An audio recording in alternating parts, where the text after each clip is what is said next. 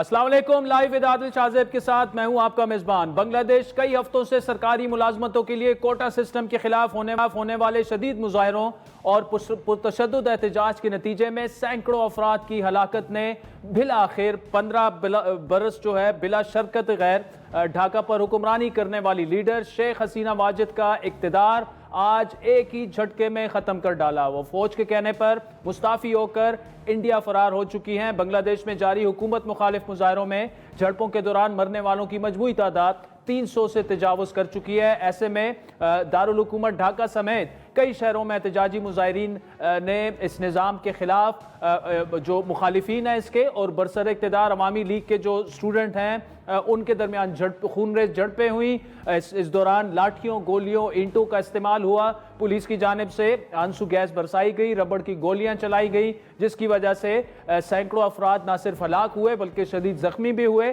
ہر روز ہلاکتوں کی خبروں اور گرفتاریوں کے سلسلے نے عوام کو سڑکوں پر نکلنے پر مجبور کر دیا۔ اس احتجاج کے دوران شیخ حسینہ واجد کی حکومت نے ملک بھر میں کرفیو نافذ کرنے کے علاوہ فوج بھی تعینات کر دی تھی۔ امن و امان بحال کرنے کے لیے ملک کا موبائل انٹرنیٹ وہ 11 دن کے لیے بند کیے رکھا، لیکن سپریم کورٹ کی جانب سے ملازمتوں کے کوٹے سے متعلق فیصلے کے بعد مظاہرین میں کچھ ٹھہراؤ آیا۔ مظاہرین بنیادی طور پر 1971 کی لڑائی میں حصہ لینے والے خاندانوں کے لیے سرکاری ملازمتوں میں 30% کوٹا مختص کیے جانے کے خلاف احتجاج کر رہے تھے، اور ان کا کہنا یہ تھا کہ اس کی آڑ میں اصل میں شیخ حسینہ واجد کے جو حمایتی ہیں ان کو یہ ساری نوکریاں وہ دی جا رہی ہیں اور ان کو یہ فائدہ ہو رہا ہے۔ لیکن طلباء کا یہ کہنا تھا کہ یہ نظام وہ متعصبانہ ہے اور اس کو ختم ہونا چاہیے۔ پرتشدد مظاہروں کے بعد بنگلہ دیش کی سپریم کورٹ نے کوٹا سسٹم میں تبدیلی کا حکم دیا تھا، جس کے مطابق 1971 کی جنگ میں لڑنے والے فوجیوں کے اہل خانہ کو ملازمتوں کا اب صرف 5% حصہ ملے گا۔ مظاہرین نے مارے جانے والے طلباء کو انصاف ملنے تک ملک گیر مکمل شٹر ڈاؤن ہڑتال جاری رکھنے کا فیصلہ بھی کیا ہے۔ طلباء کا یہ احتجاج ایک حکومت مخالف ملک گیر تحریک میں بدل گیا۔ مظاہرین پر سخت پولیس کریک ڈاؤن اور ظالمانہ کرفیو کے بعد ہفتے کو ملک گیر سول نافرمانی شروع کرنے کا اعلان کرتے ہوئے عوام سے حکومت سے تعاون کرنے کی انہوں نے اپیل کی تھی کہ یہ آپ نہ کریں۔ مظاہرین کے مظاہروں کے انعقاد کے ذمہ دار گروپ اسٹوڈنٹس اگینسٹ ڈسکریمنیشن نے شہریوں پر زور دیا کہ وہ نہ ٹیکس ادا کرے نہ کوئی بل ادا کرے۔ باقاعدہ سول نافرمانی کی ایک تحریک شروع ہو گئی تھی بنگلہ دیش میں، جس میں ٹیکس اور یوٹیلیٹی بلوں کی عدم ادائیگی، سرکاری ملازمین کی ہڑتالیں اور بینکوں کے ذریعے بیرون ملک ترسیلات زر کی ادائیگی روکنا شامل تھے۔ پرتشدد احتجاج کے اس نئے سلسلے کے بعد گزشتہ روز سے ملک بھر میں کرفیو نافذ کیا گیا، ریلوے سروس معطل کر دی گئی اور ملک کی گارمنٹس کی بڑی صنعت بند ہو گئی تھی۔ بنگلہ دیش کی وزیر اعظم شیخ حسینہ واجد نے اپنے ایک بیان میں یہاں تک کہا کہ یہ مظاہرین سٹوڈنٹس نہیں ہیں بلکہ دہشت گرد ہیں جو ملک کو غیر مستحکم کرنے کی کوشش کر رہے ہیں۔ ان مظاہرین کے مظاہروں کے دوران شیخ حسینہ واجد نے 15 سال کی طرح ان 2-3 ہفتوں میں بھی مسلسل آمرانہ رویہ اپنائے رکھا۔ استعفیٰ دینے سے قبل شیخ حسینہ واجد کے بیٹے نے فیس بک پر پوسٹ کی اور فوج سے کہا کہ وہ کسی بھی قسم کے قبضے کو روکے۔ سجیب واجد جو امریکہ میں مقیم ہیں، ان کے بقول فوج کا فرض ہے کہ وہ اپنے لوگوں اور ملک کو محفوظ رکھیں اور آئین کو برقرار رکھیں، کسی غیر منتخب حکومت کو ایک منٹ بھی اقتدار میں نہ آنے دیں، یہ فوج کا فرض ہے۔ لیکن آج حالت کنٹرول ہونے کے بعد بنگلہ دیش کے آرمی چیف نے شیخ حسینہ واجد کو 45 منٹ میں مستعفی ہونے اور ملک چھوڑنے کا کہہ دیا، جس کے بعد بنگلہ دیش کی وزیر اعظم شیخ حسینہ واجد استعفیٰ دینے کے بعد ہیلی کاپٹر میں بھارت روانہ ہو گئی۔ روانگی سے پہلے شیخ حسینہ واجد نے محفوظ مقام پر منتقلی سے قبل تقریر ریکارڈ کرنے کی کوشش بھی کی، لیکن انہیں نہ موقع دیا گیا نہ آخری تقریر کی اجازت دی گئی۔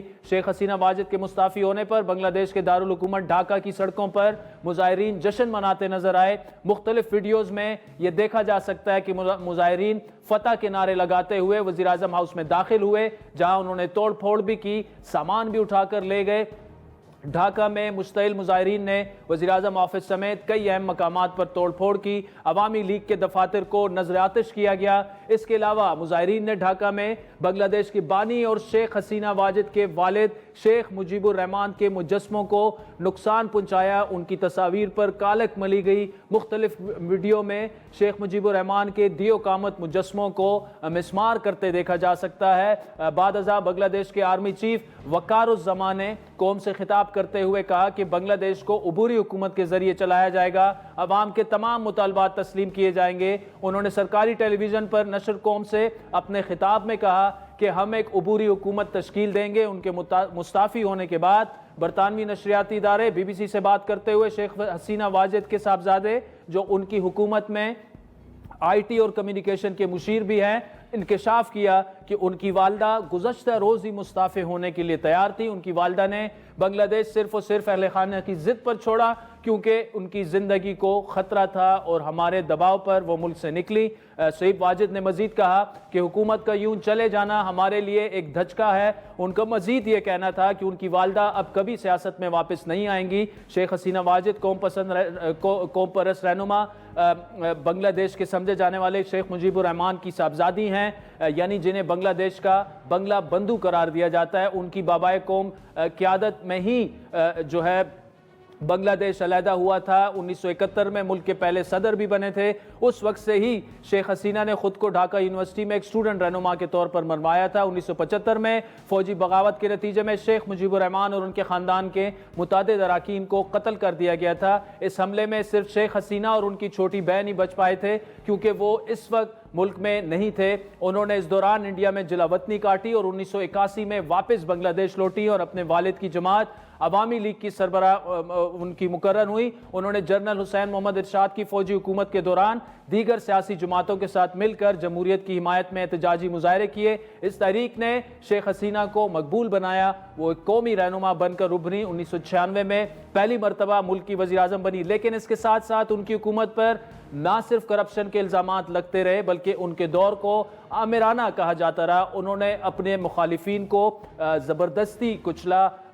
कई जो उनके मुखालिफिन थे उनको सरेआम फांसियाँ भी दी गई। 2001 में वो अपनी साबिक़ इत्तेहादी जमात बांग्लादेश नेशनलिस्ट पार्टी की रहनुमा बेगम खालिदा ज़िया से इलेक्शन में शिकस्त खा गई। उन्हें वज़ीर आज़म का ओहदा छोड़ना पड़ा। लेकिन 2009 के बाद शेख हसीना एक बार फिर बरसर इक़्तिदार रहीं और जनवरी 2009 से 2024 तक 15 साल मुसलसल बिला शिरकत गैर बांग्लादेश की एक मजबूत प्राइम मिनिस्टर रही। 2 रोज़ पहले 3 अगस्त को वो दुनिया की तवील तरीन हुकूमत करने वाली खातून सरबराह बनी। बांग्लादेश की मईशत में शेख हसीना के किरदार को बड़ा अहम माना जाता है, लेकिन उनके आमराना रवैये अवाम के गम व गुस्से के बायस बने। शेख हसीना इंडिया से ज़्यादा कुर्बत की वजह से भी तनकीद का निशाना बनती रही। उनको इंतखाबात में धांधली और अपोजिशन को कुचलने के इल्ज़ामात भी उन पर लगते रहे। उन पर ये इल्ज़ामात भी आयद होते रहे कि वो अपने दौर इक़्तिदार में अदालतों पर असरअंदाज होती रही।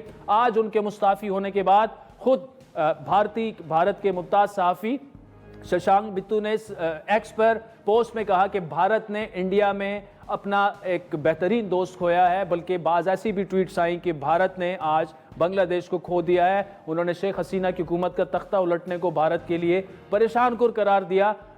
ये एक ऐसी डेवलपमेंट है कि खित्ते पर भी इसके असरात होंगे। तमाम मामलात पर बात करने के लिए हमारे साथ मौजूद है Pardi school of global studies के प्रोफेसर डॉक्टर आदिल नजम, सीनियर सहाफ़ी मुनीफ फारूक। जबकि पहले हम आपको लिए चलेंगे ढाका, जहां मुमताज़ बांग्लादेशी सीनियर सहाफ़ी वलियुर रहमान हमारे साथ मौजूद हैं। वलियुर Rahman, thank you so much for joining us from Dhaka. Was that expected? Because this is something very significant, not only for Bangladesh, but also for the region. And how are the situation right now, especially in Dhaka? In Bangladesh, in fact, the army chief is not meeting with the president and with some of his senior colleagues and his political leaders. So the meeting is going on, and in fact, they were discussing the formation of an interim government. So it is still unclear that who will lead the interim government, whether the army chief himself or any other civilian person. It is still not clear, and who will be it's still important. So they are discussing, still discussing. So it's getting time in the meantime. In fact, we are not getting good news from Dhaka, from places in Dhaka or anywhere in the country. In fact, some people are in fact attacking businesses, houses of the army party. So people are ransacking, looting businesses and houses. In Dhaka, in fact, people stormed the parliament building. They also stormed the official residence of Sheikh Hasina, which is called Governor Bhavan. And then they office. So, and set fire to various, offices and buildings. So the situation right now is very, very serious. Right. Wali, last question. I won't take much of your time. The current army chief, who has not taken over, but he is obviously he will be calling the shots. He remained very close to Sheikh Hasina Wajid in the past 15 years. He remained his staff officer, and then he is the son-in-law of another army chief who served with Sheikh Hasina Wajid in 1996 and 7. Both were allegedly involved in both were facing corruption allegation in scandals. Sheikh Hasina Wajid and the current army chief's father-in-law, who was also the army chief. So what happened was that the people's sentiment which made the army chief made this decision to force her to resign and leave the country. Well, it is very hard to make any comment on that because this army chief is a professional person. So, and in fact, in Bangladesh, the people are asking for asking for any for army intervention because of killings and lootings and everything. So that's why, in fact, when Sheikh Hasina left, the army intervened. And this, the army chief, General said that they are now taking the responsibility. And he promised that, that every killing will be, so he will ensure justice for every killing and he will ensure security for every people. So, so far, it is a very positive news right now about an army.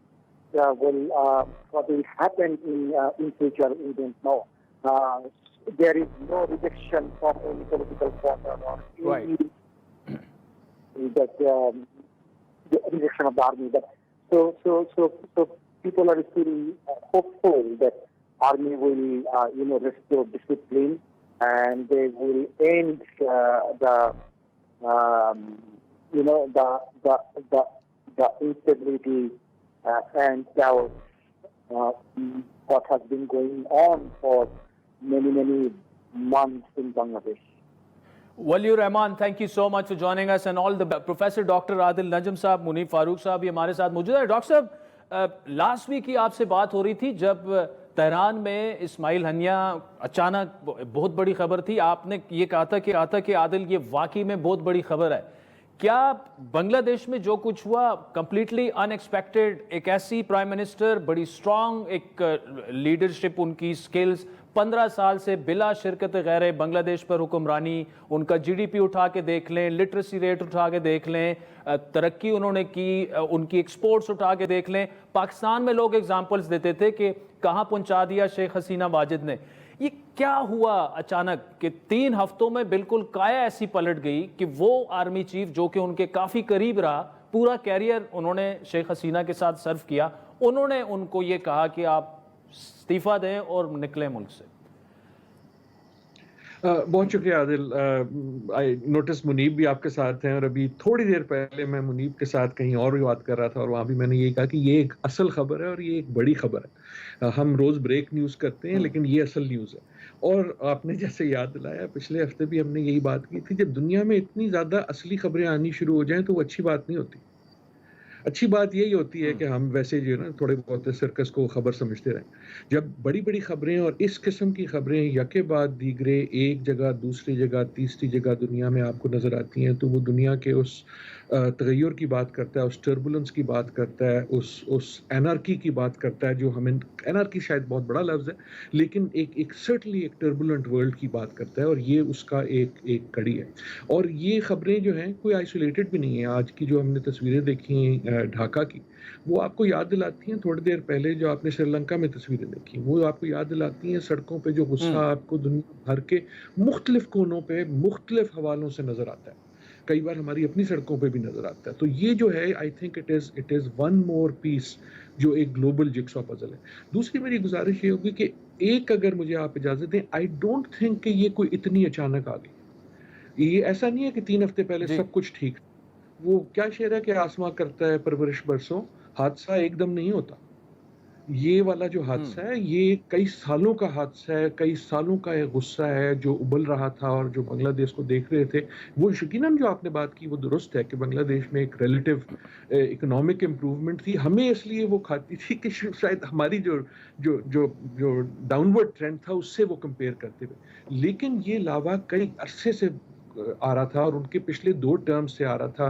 خصوصاً جو ان کا ایک آمرانہ attitude تھا اپنے جو opponents ہیں ان کے ساتھ, چاہے وہ خالدہ ضیاء کے ساتھ ہو, چاہے وہ نوبیل ونر محمد یونس کے ساتھ ہو, چاہے ان کا جو خاندان ہے اس کا انٹروژن جو تھا پالیٹکس میں خصوصاً ان کے بیٹے کا, تو یہ چیز ابل رہی تھی.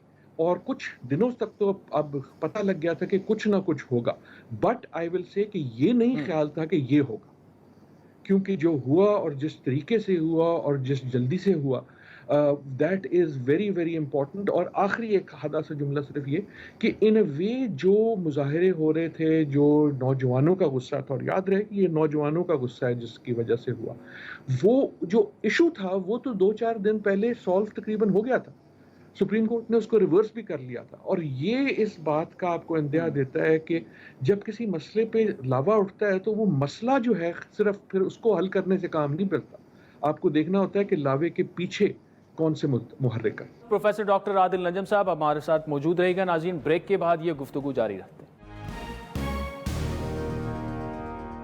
ویلکم بیک ناظرین. بنگلہ دیش کی وزیراعظم شیخ حسینہ واجد مستعفی ہو چکے ہیں اور بڑا تفصیلی پروگرام آج ہم ان پہ کر رہے ہیں. سینئر اینکر پرسن منیب فاروق اور امریکہ سے پروفیسر ڈاکٹر عادل نجم صاحب ہمارے ساتھ موجود ہیں. 15 سال سے جس جانب ڈاکٹر صاحب اشارہ کر رہے تھے کہ جس طرح ریپریشن ان کی رجیم تھی, اپوزیشن کو کچلنا, مخالفین کو کچلنا. Munib, thank you so much for joining us. میں آپ سے پاکستان کے کانٹیکسٹ میں بڑا سوال پوچھ رہا ہوں. آج سوشل میڈیا پر بھی اسی کو لے کر کافی بحث ہوئی.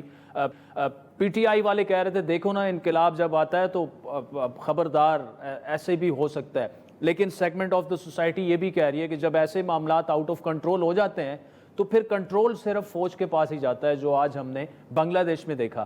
اب جو پی ٹی آئی کہہ رہی ہے, جو یہ دوسرے لوگ کہہ رہے ہیں, تھوڑا سا آپ سے تجزیہ چاہیں گے کہ آپ کیا سمجھتے ہیں کہ کیا پاکستان میں ایسا کچھ ہو سکتا ہے, اس کے چانسز ہیں؟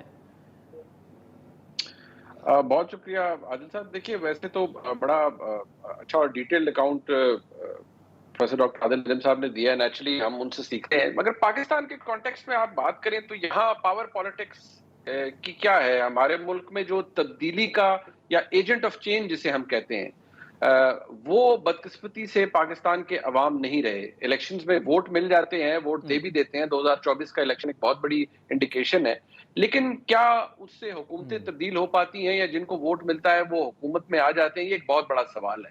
پاکستان ایک نیشنل سیکیورٹی اسٹیٹ ہے. یہاں فوج کا جو فٹ پرنٹ ہے وہ بڑا اسٹرانگ ہے, ان کی اہمیت بہت زیادہ ہے. اور یہ بات آپ نے درست کی کہ جب معاملات خراب ہوتے ہیں تو فوج کے پاس آتے ہیں, تو یہاں تو معاملات آلریڈی بائی اینڈ لارج ہیں ہی پاکستان کی اسٹیبلشمنٹ کے پاس, پاکستان کی فوج کے پاس. اگر آپ ویسے دیکھیں تو اوور آل ایک ڈسلوژنمنٹ ضرور موجود ہے, خاص طور پر تحریک انصاف کے ووٹر کے اندر کہ 2024 کے انتخابات کے نتائج متنازع تھے, سو ایشوز ہیں. گورنمنٹ جو اس وقت انکمبنٹ ہے وہ پاپولر گورنمنٹ نہیں ہے, اس کے ہوور کر رہی ہے اس کے اوپر ایک بہت بڑا ایشو کہ وہ ان پاپولر گورنمنٹ ہے. وہ حکومت فوج کی لائی ہوئی حکومت ہے, وہ حکومت IMF سے ایک بہتر ڈیل نیگوشیٹ نہیں کر سکی، جو کہ گراؤنڈ ریالٹی بیسکلی یہ ہے کہ کوئی بھی حکومت ہو تو ہمارے معیشت کے حالات ایسے ہیں کہ وہ کوئی بھی ریلیف عوام کو پرووائڈ نہیں کر سکتی. آپ سستی بجلی اب نہیں دے سکتے ان دس ماڈرن ایج، اور آپ کے پاس اتنے ڈالرز تو ہے نہیں کہ آپ مزید بجلی کو سبسڈائز کر کے بیچیں گے. سو پریکٹیکل پرابلمز اپنی جگہ موجود ہیں.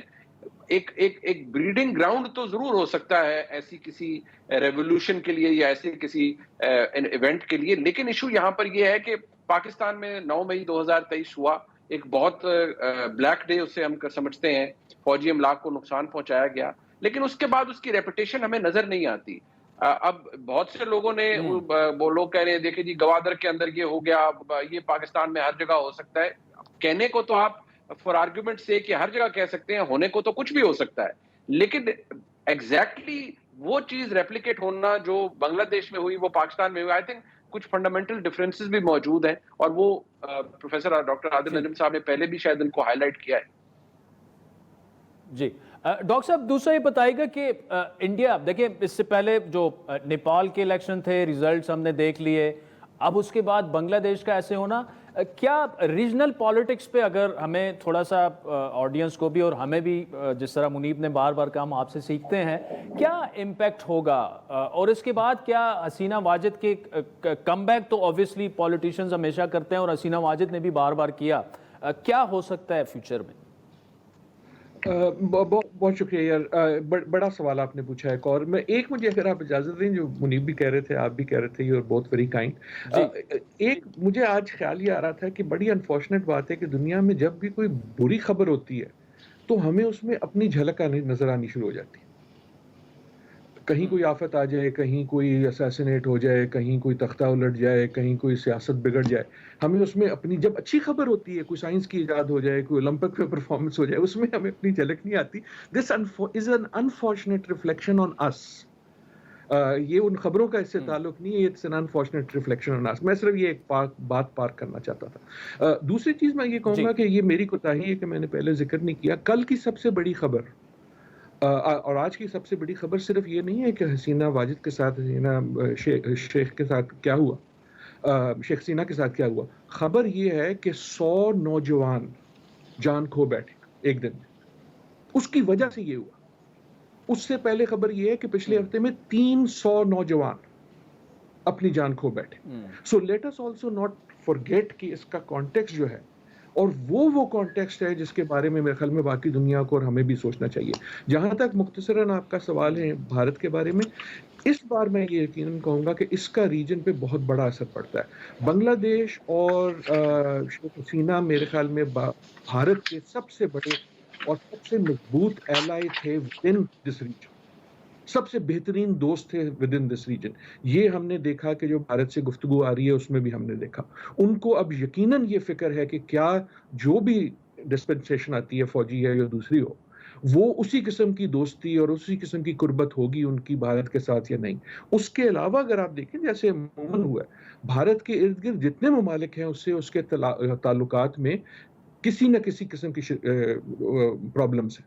پاکستان کے ساتھ تو ہیں ہی ہیں، لیکن شری لنکا ہو، چاہے وہ نیپال ہو، چاہے وہ آج کل بھوٹان ہو، تو ان دیٹ سینس یہ یقیناً ایک ریجنلی امپورٹنٹ، ریجنل جو بیلنس آف پاور یا جو ایک بھارت کا ایک فٹ پرنٹ ہے اس پہ اس کا اثر پڑتا ہے. ٹھیک، بہت شکریہ منیب. فاروق صاحب آخر میں مجھے بتائیے گا، مختصراً ٹائم بڑا کم رہ گیا میرے پاس، DGI کی پریسر اور اس کے بعد ہم اس پہ تفصیلی گفتگو بھی کریں گے. وہ بڑا انہوں نے کیٹیگوریکلی کہا کہ ہم پیچھے بالکل نہیں ہٹے 9 مئی والے معاملے پہ، اور ذمہ داران سے نمٹنا ہم جانتے بھی ہیں.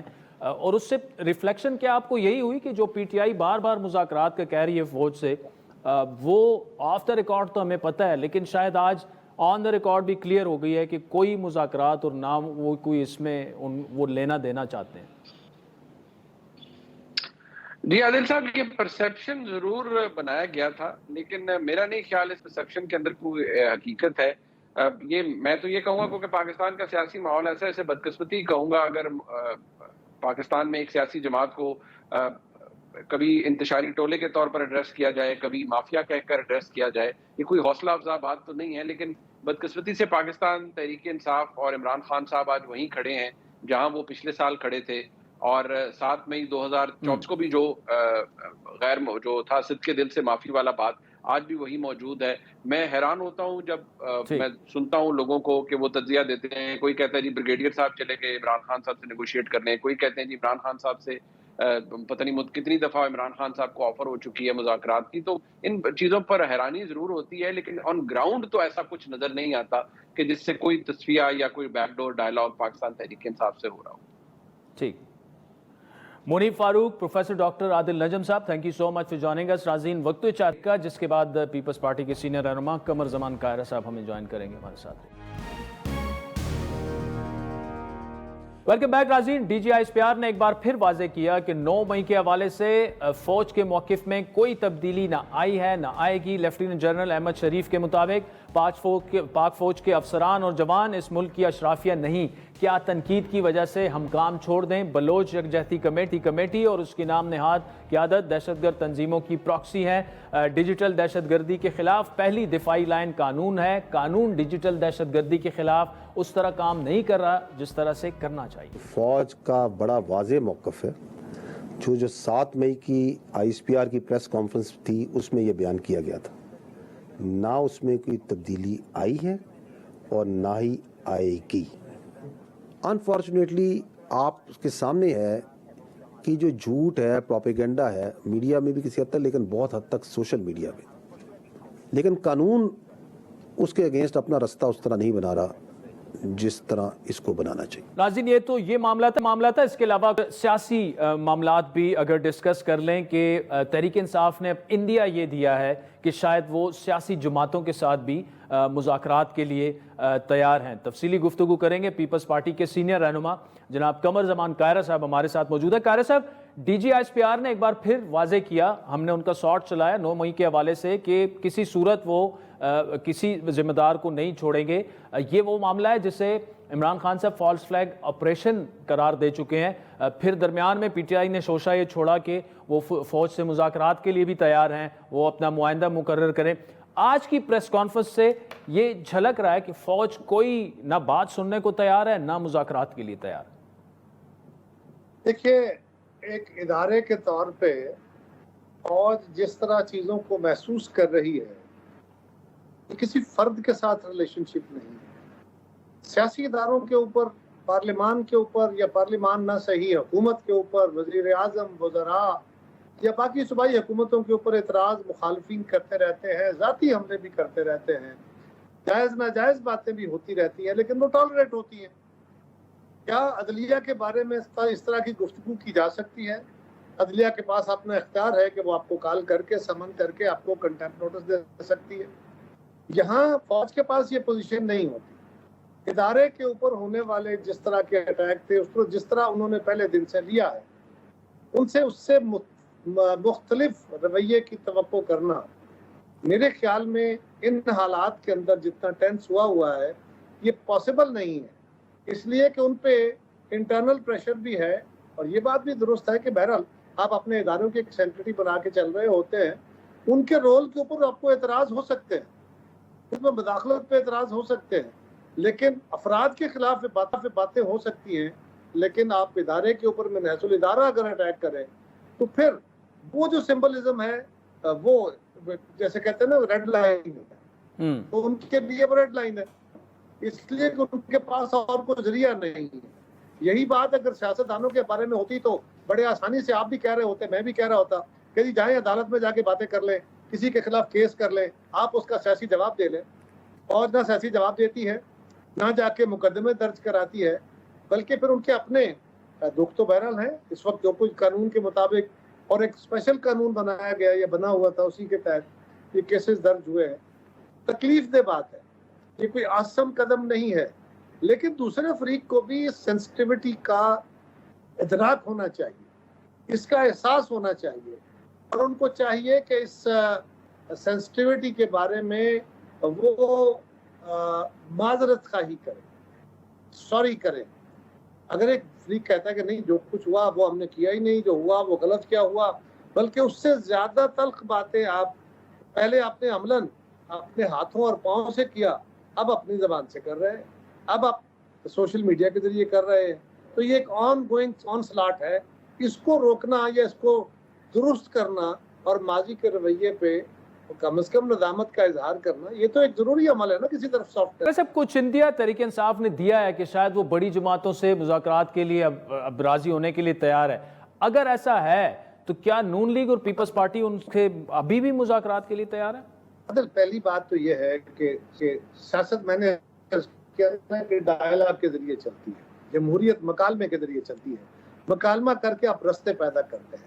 ہم اور مسلم لیگ بڑے مخالف تھے, الٹیمیٹلی ہم آپس میں بیٹھے, ہم نے چارٹر آف ڈیموکریسی کیا, ہم نے کچھ رولز طے کیے. آج بھی ہم آپس میں لڑ رہے ہوتے ہیں, آپس میں اختلاف کر رہے ہوتے ہیں. ہم تو 2018 سے کہہ رہے ہیں, 2022 میں بھی کہتے رہے, اب بھی کہہ رہے ہیں, لیکن اس کے جواب میں سوائے گالیوں کے اور مغلظات کے اور کچھ نہیں ہے. اور وہ پہلے دن سے کہہ رہے ہیں کہ جناب میں ان سے ڈائلاگ نہیں کروں گا جب ان کے خلاف فوج ڈائلاگ کرے. نیچرلی ڈائلاگ نہیں کرے. وہ چاہتے ہیں کہ فوج کو ڈائلاگ کا اگر انگیج ہو, جو کہ نہیں ہوگی, اگر انگیج ہو تو مہر لگ جائے نا کہ فوج سیاسی مداخلت کر رہی ہے. لہٰذا وہ فوج کو امبیرس کرنا چاہتے ہیں. آج بھی ان کے ہاتھ صاف نہیں ہے. پرنسپلی ڈائلاگ رستہ ہونا چاہیے, لیکن میں اب ذاتی طور پہ میری جماعت کا نہیں مجھے پتا, ذاتی طور پہ میں اس لیول پہ پہنچا ہوا ہوں کہ اگر میرے پاس میں فیصلہ کرنا ہو تو میں خان صاحب کو کہوں گی تھینک یو ویری مچ, آپ نے جتنی تذلیل کرنی تھی کر لی.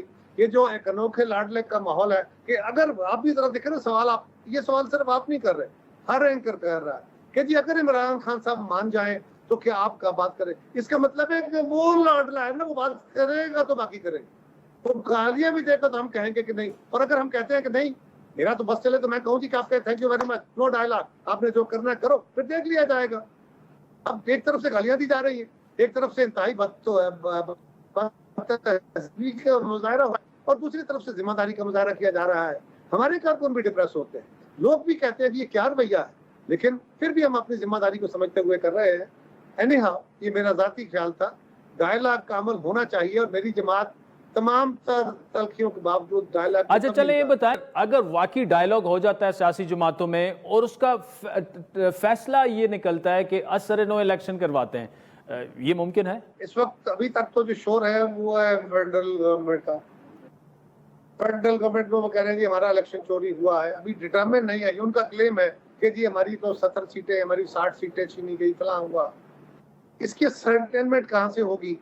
وہ فورم جو ہے وہ الیکشن کمیشن ہے, وہ ٹریبونل ہے, اور وہ سپریم کورٹ ہے.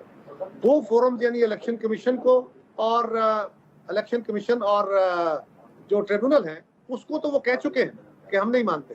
اب سپریم کورٹ کو مسئلہ ہے, وہاں جا کے وہ اپنی ریمیڈی کلیم نہیں کرنا چاہتے.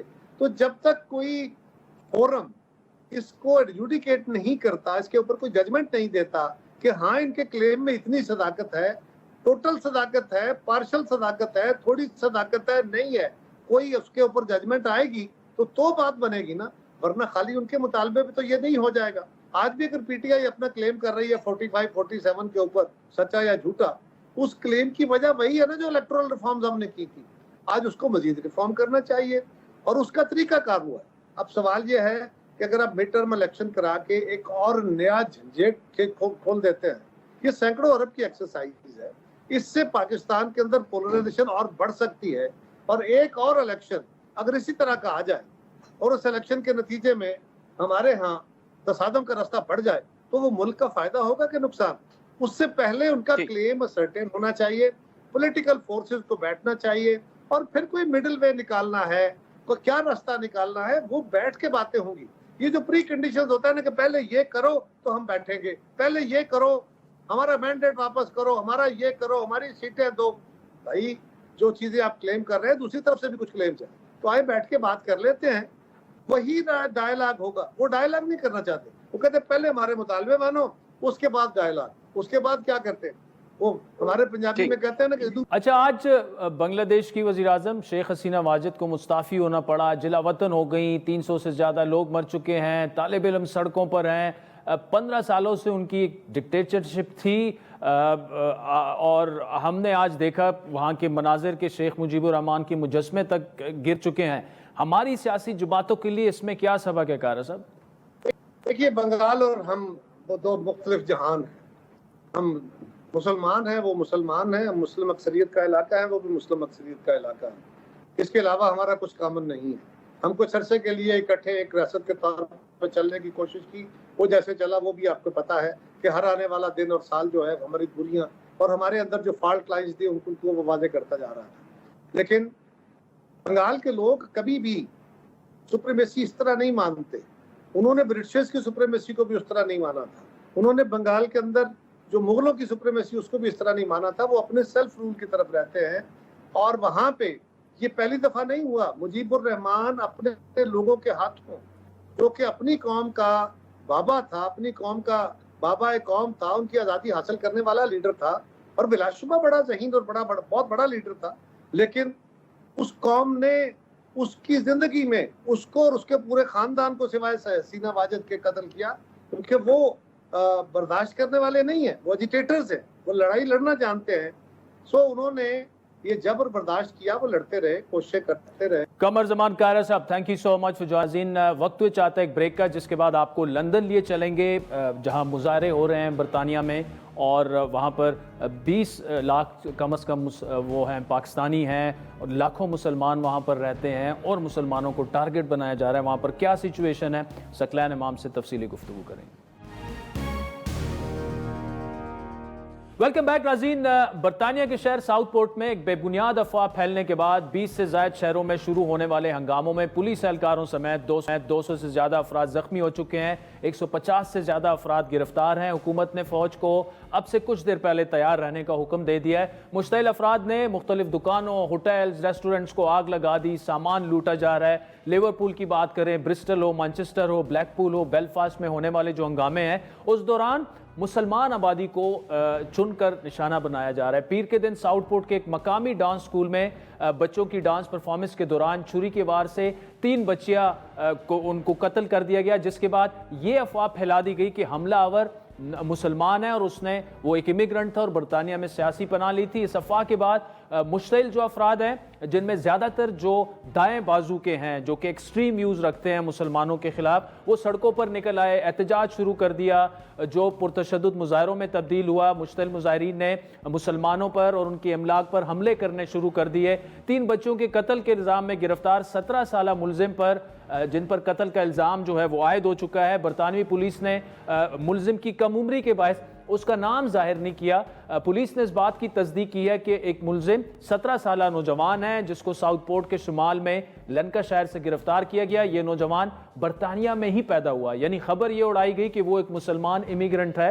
2013 میں ساؤتھ پورٹ وہ منتقل ہوا. اس کے والدین کا تعلق روانڈا سے ہے, جو پہلے کارڈف میں رہتے رہے. برطانیہ کے سیکرٹری داخلہ کے مطابق جو بھی اس ناقابل قبول انتشار میں ملوث ہے, اسے نہ صرف قید کا سزا کا سامنا کرنا پڑے گا, بلکہ ان پر سفری پابندیاں بھی لگائی جائیں گی. لندن کی ممتاز صحافی جناب ثقلین امام صاحب سے. ثقلین امام صاحب, پہلے تو thank you so much for taking time out.